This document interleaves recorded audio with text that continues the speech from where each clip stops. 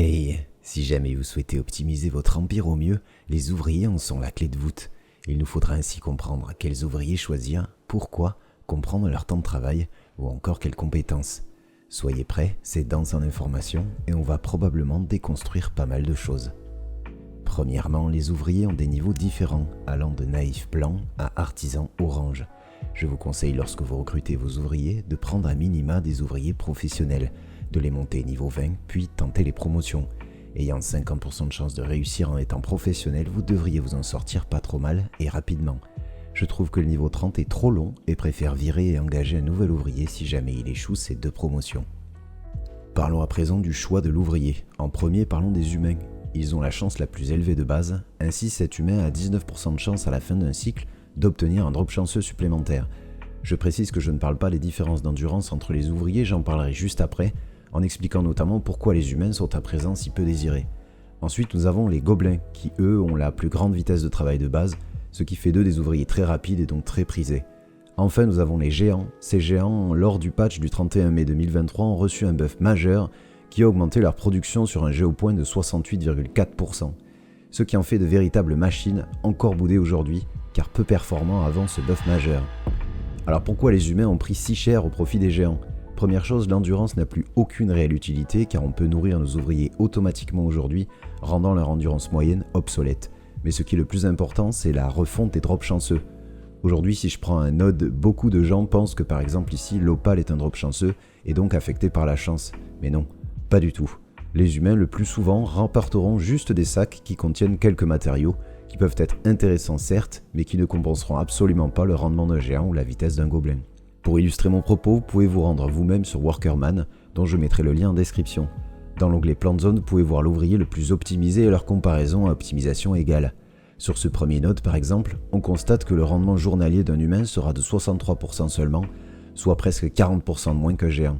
Imaginez donc cela sur un empire complet. Vous constaterez également que le géant est plus performant que le gobelin sur bon nombre de nodes, et qu'avant de trouver un humain, il faut descendre bien loin. Si vous n'êtes toujours pas convaincu, soit. Parlons à présent de la charge de travail qui va avoir un rôle majeur sur l'optimisation de votre empire. Un géopoint comporte une charge de travail donnée, ayant un maximum et un minimum. Et oui, elle n'est pas stable et peut varier en seulement quelques minutes. Cette variation dépend du nombre de personnes exploitant ce géopoint à un instant T.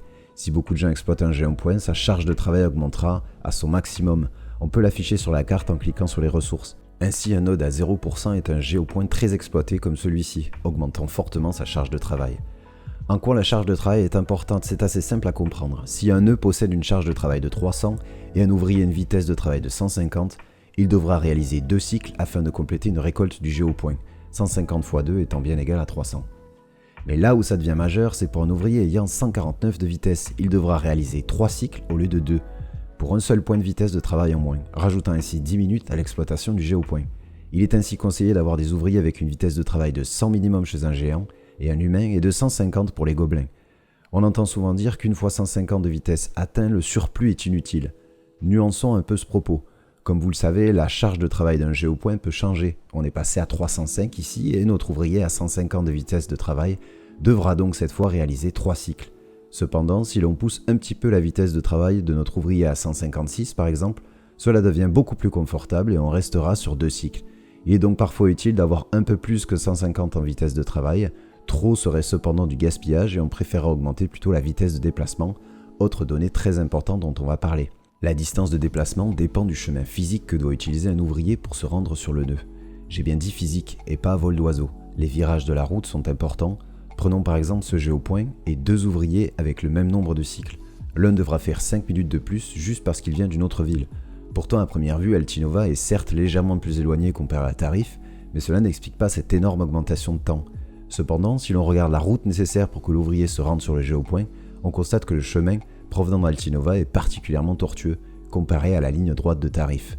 Voilà pourquoi certaines villes sont bien plus optimisées que d'autres pour exploiter une zone de la carte.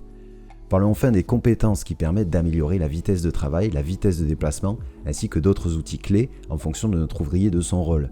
Les ouvriers gagnent une compétence tous les 5 niveaux à partir du niveau 1 et cela jusqu'au niveau 40 où ils débloquent également Express, qui permet de localiser la récolte de l'ouvrier dans le dépôt de notre choix. La première manière d'améliorer nos ouvriers est simplement de monter leur niveau. À chaque niveau gagné, un gobelin gagnera par exemple entre 0,1 et 1,8 en vitesse de travail. Vous comprenez pourquoi certains sont des gigachads et d'autres de vrais log-goblins.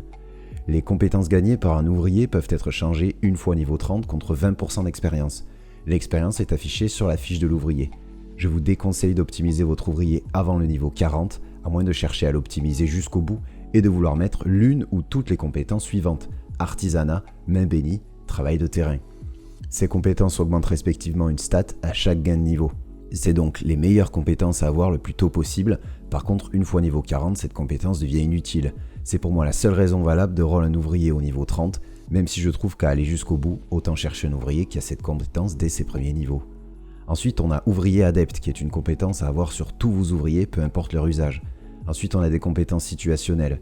Ainsi, si votre ouvrier est sur un géopoint, allez chercher absolument connaissance des fermes.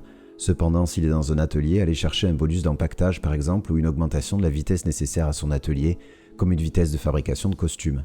Ensuite, on va compléter avec des compétences qui boostent la vitesse de travail et la vitesse de déplacement. Là, une compétence peut avoir 3 tiers, A, B, puis C.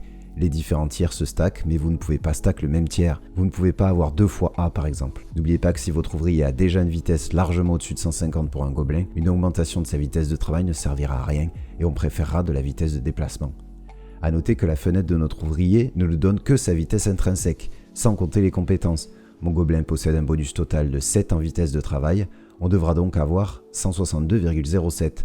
Pour cela, il faut regarder directement dans un géopoint qui, lui, fait le calcul et on trouve bien le résultat escompté. N'hésitez surtout pas à partager cette vidéo et pourquoi pas rejoindre notre communauté de 47 abonnés. Sur ce, n'oubliez pas de dire aux gens que vous aimez que vous les aimez. Ciao!